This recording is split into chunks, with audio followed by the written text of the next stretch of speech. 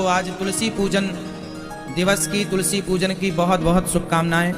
आप सभी का जीवन मंगलमय हो। आज के दिन हम सबको तुलसी माँ का पूजन करना चाहिए और अपने बच्चों से भी तुलसी जी का पूजन कराना चाहिए और तुलसी जी के फायदे गिनाना चाहिए कि तुलसी खाने के, तुलसी का रस लेने का क्या फायदा है और भगवान जी के ऊपर तुलसी क्यों चढ़ती है।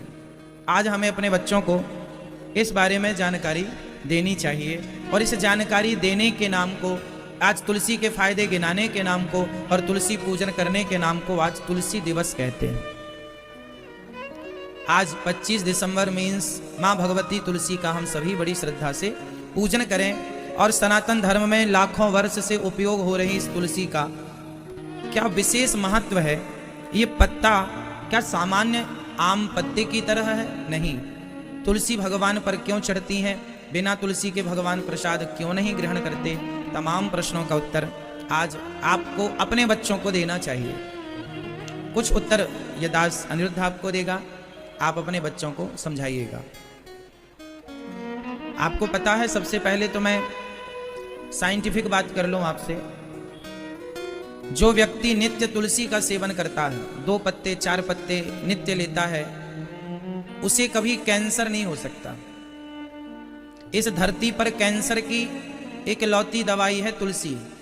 आपको पता होना चाहिए कि तुलसी पर रिसर्च चल रही है, बड़ी बड़ी चल रही हैं, जहां कैंसर की दवाई भी तुलसी के द्वारा बनाई जा रही है। गौमूत्र और हल्दी कैंसर का तो परफेक्ट इलाज है ही, पर तुलसी भी पूर्ण रूप से कैंसर को समाप्त करने में कारगर है। इसलिए हम सभी को कैंसर हो जाए उसके बाद हम तुलसी खाएं, ऐसा नहीं है। इसलिए हमारे ऋषि मुनियों ने प्रसाद में तुलसी डालने का कहा कि तुम यूं ना खाओगे तो प्रसाद के बहाने ही तुम्हारे मुख में कुछ तो तुलसी का अंश जाएगा। कितने साइंटिफिक थे हमारे पूर्वज। इसलिए भगवान जी का भोग लगेगा तुलसी डालकर, ताकि तुलसी का एक पत्ते का 1/4 हिस्सा भी यदि आपके अंदर गया तो वो कितना बड़ा असर करेगा शरीर में, कितना हमें सिक्योर रखेगा बीमारियों से। ये तुलसी की बात है। इसलिए रोज आप तुलसी 2-4 पत्ते खाकर और पानी पी लिया करें। शालिग्राम भगवान के ऊपर तुलसी जरूर चढ़ती है, लड्डू गोपाल जी के ऊपर भी तुलसी चढ़ती है। अच्छा, आप लोग तुलसी चढ़ाते हैं ना तो तुलसी गिर जाती है। तुलसी चढ़ाने का एक बेस्ट तरीका है, जब तक आप नहीं चाहेंगे वो गिरेगी नहीं। भगवान पर तुलसी कैसे चढ़ाएं? चंदन होता है, चंदन होता है, मलयागिरी चंदन अपन घिसते हैं, या आप नहीं घिसते तो अष्टगंध ले आते हैं, तो अष्टगंधों को एक कटोरी में आप गाढ़ा सा घोल लीजिए। आप भगवान जी को तो चंदन आप लगाते होंगे, तो उस चंदन में तुलसी में चंदन से आप लिख लो, राम लिख लो, कृष्ण लिख लो। तुलसी में चंदन से राम या कृष्ण लिख लो तो राम भी लिख जाएगा, और फिर वह चंदन लगी तुलसी जब ठाकुर जी को चढ़ाएंगे तो वो चिपक जाएगी। फिर वो सूख जाने पर चंदन जब तक आप छुड़ाएंगे नहीं निकलेगा नहीं। तो तुलसी यूं तो आप भगवान पर चढ़ाएंगे तो गिर जाएगी, है ना। इसलिए सबसे, जैसे लड्डू गोपाल जी को तुलसी कहां चढ़ानी चाहिए बताइए? लड्डू गोपाल जी के, आप सबके घर में लड्डू गोपाल जी होते हैं, बताइए किस अंग में लड्डू गोपाल जी के तुलसी चढ़ाना चाहिए? आप कहां चढ़ाते हैं? हाँ, पांव में। जो लड्डू गोपाल जी की आपने देखी होगी, ऊपर शिखा होती है, चोटी, यहां ऊपर उठा हुआ हिस्सा, ये तुलसी हमेशा भगवान के ऊपर चढ़ती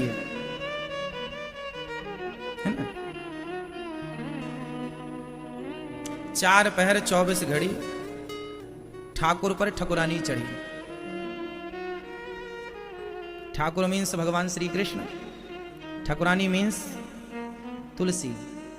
बिना तुलसी चढ़े भगवान ना खाते हैं ना पीते हैं। 24 घंटे चढ़ी रहे तुलसी।